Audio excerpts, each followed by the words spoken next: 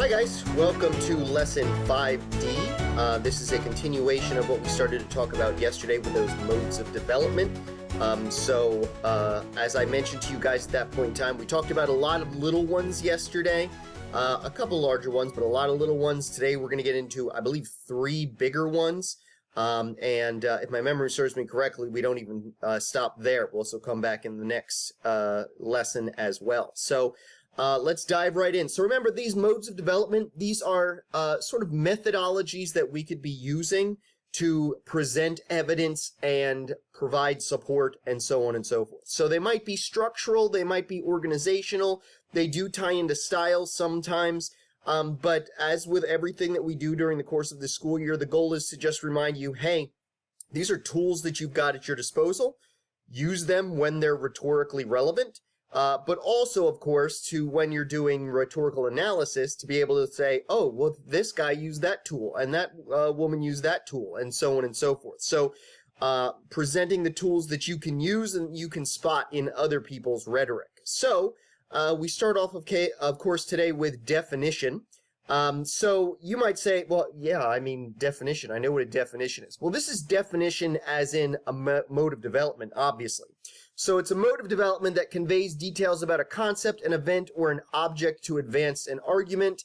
I don't know that that's completely obvious what that definition's hinting at, but let's keep on developing this a little bit more, okay?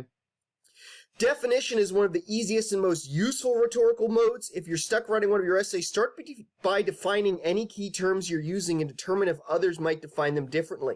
And that's something that we're going to talk about a lot, assuming we haven't talked about it extensively already. The fact of definition. I mean, think about any thesis that you've ever written.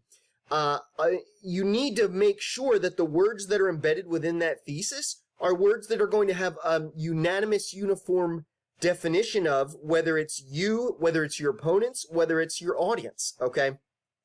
And so definition becomes a really crucial component of rhetoric because sometimes the best argument that you can possibly make is defining what it is that you're even talking about, what this word means, what that word means, so on and so forth. In a lot of cases, two people who might seem like they're on polar opposites and butting heads actually agree more than we would think that they agree, simply because they're both defining similar terminology very differently. And that's a big component of what makes rhetoric work, the fact that we need to have some sort of agreement on what it is we're talking about.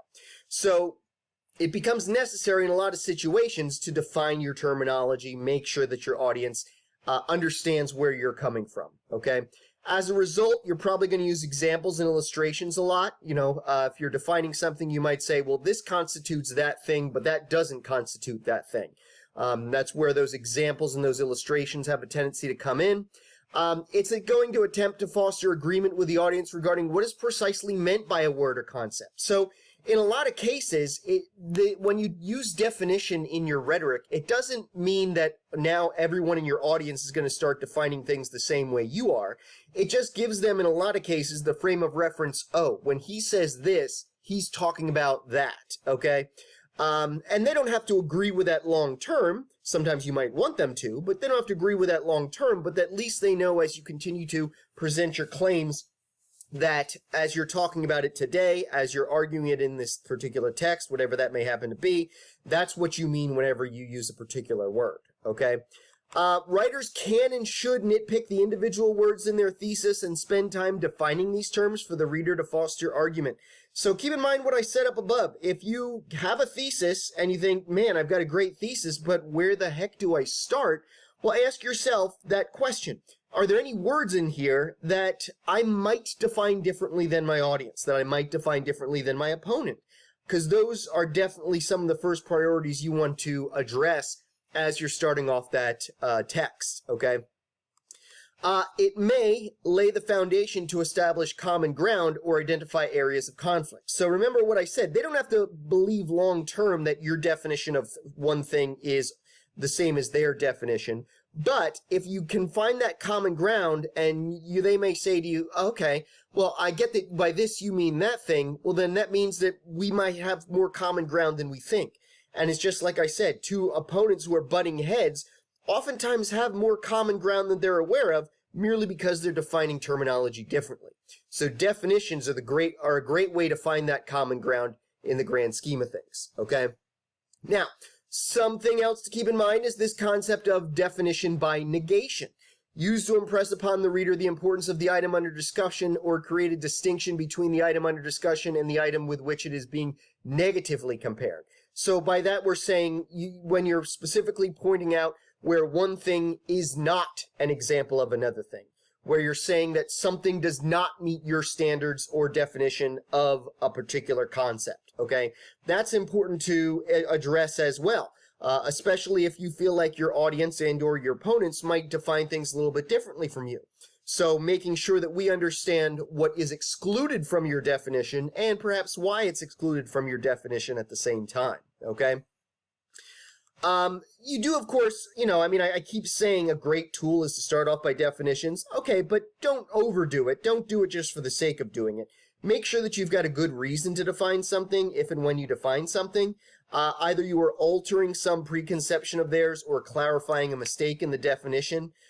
So remember, you're making sure that you're on the same page with your audience and your opponent. That doesn't mean just define things for the sake of defining things. You need to take up space, so we'll define every single word in the thesis, including the word the and. That's not what we're talking about in this case, okay? But that also means, of course, you're going to have to reflect upon what your audience does and doesn't know, okay? Are your terms likely to be familiar to the audience, or is your audience likely to have the same definition of those terms? That's going to be different from one audience to another audience, so obviously something that you want to keep in mind. And of course, sometimes this is going to require some background information, all right? Sometimes your justification or your definition itself requires that background information in order to explain why you feel the way you do when you're doing that kind of definition. So you just want to make sure that that's in there. But keep in mind what that means. That means already, if you're sort of stuck and struggling at the very beginning, definition is a great tool to undertake, and sometimes background information is a great tool that goes along with that, just to sort of set the scene, set the stage for where the rest of your rhetoric is going, okay? Now, you also may be undertaking a lot of description. This is another mode of development. So, description is a mode of development that evokes the senses by painting a picture of how something looks, sounds, smells, tastes, or feels. And I know the sort of preconception about this concept of description, we probably more specifically consider that to be something that we're likely to do in, like, fiction. But depending on what your argument is and where your rhetoric is taking us, description is sometimes a very valuable tool, particularly if maybe we're trying to establish pathos, because now we're sort of inhabiting the scene to a greater extent, okay? This does often operate hand in hand with narration, and we'll be getting to narration eventually. So we'll talk more about that in a little bit. Essays, though, are rarely entirely description, okay? So think about rhetoric. Rhetoric is about arguing something to the reader. If all you're doing is describing something, then we might get a good sense of what it is or what it's like, but you're sort of losing complete control over what that argumentation is. Description is good as a supplemental tool. It's not good as your exclusive tool, okay? Because we might, interpret that description differently from person to person to person, and it's not going to be quite as persuasive because, as I said, it's not going to generate logos quite as significantly, all right? Keeping in mind vivid descriptions can make writing more persuasive. I know we've talked about that with the good virtues of style, so making sure that it's as vivid as humanly possible. I mentioned this already. They help to generate pathos by empathizing with the speaker, the subject at hand, and or the position argued.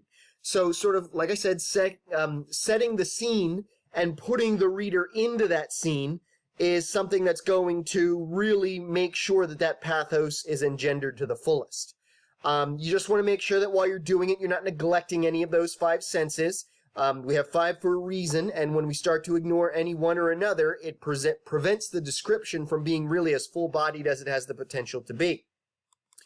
When you're doing description, you should probably place most striking examples at the beginnings and ends of your paragraphs for maximum effect. So, almost like a sandwich of the best details that you're providing in that description.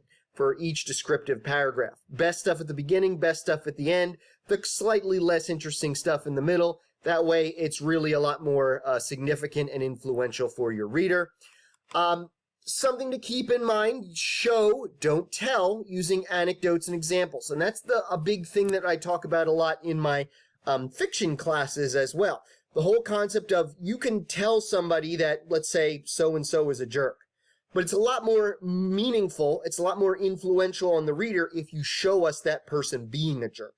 So use short stories, use examples. Don't just say so-and-so was a jerk. Don't say the dog was friendly. Okay, what is the dog doing to demonstrate his or her friendliness? Okay, so show, don't tell.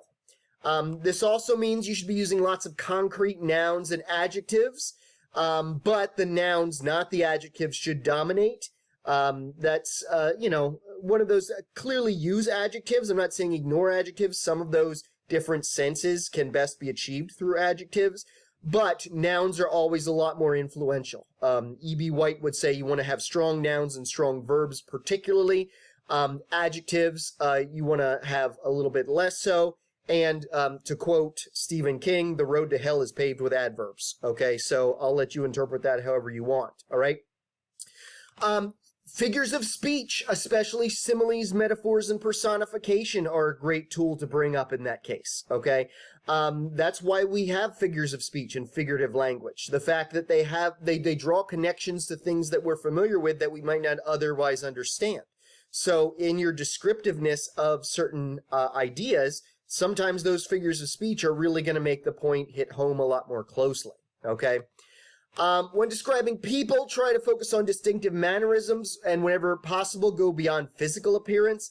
That's a big thing, guys, and certainly something that I have to talk to a lot of my students about. I know in a lot of my classes, I have students do sort of a peer introduction where they introduce a partner to me. And that's one of those lessons I have to teach extensively, because I say I get a lot of descriptions of like what they look like and what their favorites are. But hopefully you as a person are a lot deeper and more meaningful than what your favorites are and what you look like. And so keep that in mind as you're doing anything descriptive in nature, okay? Dialogue is especially one of those things. I mean, if you're doing anything that can have dialogue, it probably should have dialogue. Dialogue is often very appealing and very moving for readers. And it's one of those things that if I'm writing fiction or something along those lines and I realize, oh no, I haven't had any lines of dialogue in like 2 or 3 paragraphs, and there's more than one character in a scene, I oftentimes will think to myself, I really want to try and get some in here, because it's a way to keep the reader engaged and help them to continue to understand what's going on with the characters. And I said this before, anecdotes are a great thing. Short stories, like I said, that overlaps a little bit with narration, but brief is the key word here. Briefer than you might do with something that's in narration. And of course, action verbs. Lots and lots and lots of action verbs. As I told you, E.B. White stresses the importance of strong nouns and strong verbs, and that's what you should be doing as well for good description. Okay? All right, our final one then for today then is going to be narration. So narration, as it says here, is a method of development that tells a story or recounts a series of real-life events. That's all it really is, a story, guys. Telling a story. Sometimes the best rhetoric is a story. We are very story-oriented as a species, and so taking advantage of that oftentimes makes for the best rhetoric. If you've ever watched a TED Talk, almost always those TED Talks, at least at some point in time, have somebody sharing a story from their life, because narration is that influential, okay? So as you can imagine, we usually make stories chronological, okay? Obviously, that's not a tried and true, all one-size-fits-all kind of rule, but it, generally speaking, it will probably happen in chronological order. Make sure it's complete. Don't give us a beginning and an end, but skip the middle, or don't give us an end, but no beginning and middle. Make sure it feels like it's a short story. That doesn't mean it has to be longer. It just means it has to have all the necessary ingredients to feel like somebody has told us a meaningful story, okay? Sort of dipping back into that description stuff. Hey, give us a realistic setting, typically at the beginning, and that's going to rely heavily on what we just talked about regarding description as the basis for creating that realistic setting. Just like before, use action verbs, and really, I mean, action verbs are almost always the best verb, okay? what things are specifically people are doing and acting and, so on and so forth. So that's almost a hard and fast rule for every situation. Again, concrete details. If this is an experience that was lived by you or somebody else, we want to know what it was like, and that means the concrete details. Again, stimulate those five senses. Again, show, don't tell. Don't tell us somebody's character flaw. Show us them demonstrating their character flaw, okay? That's a big deal in all types of writing, okay? Make sure you have a clear point of view. Ooh, that's a tough one that we sometimes neglect, especially if we're writing rhetoric, and therefore our priority isn't as it typically would be on good storytelling like it would be in fiction. Who is narrating and why? That helps you choose those relevant details. You also want to make sure that you're consistent with who that narrator is. If it's your best friend, make sure it's consistently your best friend. If it's you, then make sure it's consistently you. But you need to make sure that that point of view, whoever's experiencing this short story, remains consistent, and that way you can choose the most relevant details that would be from their perspective, okay? That narration, even more than description, is probably going to include dialogue, because dialogue is such a big deal. Just in case you don't know what I'm referring to in this case, it is the reproduction of speech or conversation between two or more persons in writing, but hopefully you know that. Dialogue can add concreteness and vividness to an essay and also help reveal character. Yes. So things feel like they're actually happening when people have conversations. Like, for example, if I described to you everything that I did today, but I didn't have any dialogue, it would feel kind of like a summary. It would feel kind of like this generalization of what my life is like. But if I have dialogue every time I interacted with my daughter, my son, my wife, my dog, so on and so forth, that really brings things alive. It makes you understand what I'm like. It helps you understand what the other members of my family are like. And it makes it feel like this isn't just some generalization of his life. This is what happened today and now, aka that concreteness that I'm referring to in that case, okay? Now, the thing to keep in mind, and that you don't want to neglect, is you can't just tell a story for story's sake, okay? Of course, this is all about rhetoric, and you just need to make doubly sure that when you're doing that story, when you're communicating that story for us, it does support your claim, okay? And even if it does support your claim, you need to make sure that your audience is going to be aware of how and why it supports your claim. Don't let us lose sight of how the moral of the story that you just told us fits into this big argument that you're trying to make. So make sure that, you provide as much commentary on the anecdote as necessary so that we can see the significance of that narrative and connect it back to your big thesis, okay? So, those are our three final modes of development there, guys, that we're talking about. And like I said, there's a whole plethora of them, but those are three of the biggest that we talk about. And again, these are, on the whole, strategies, organizational approaches, sometimes stylistically minded decisions that one makes, ways to present information that I want you guys to have at your disposal so that you have all the tools you can possibly want in your bag of tricks when it comes time to make your own rhetoric, and also when you're decoding other people's rhetoric. So, as always, if you have any questions or concerns, please bring them to class with me the next time I see you, and I will see you shortly, guys.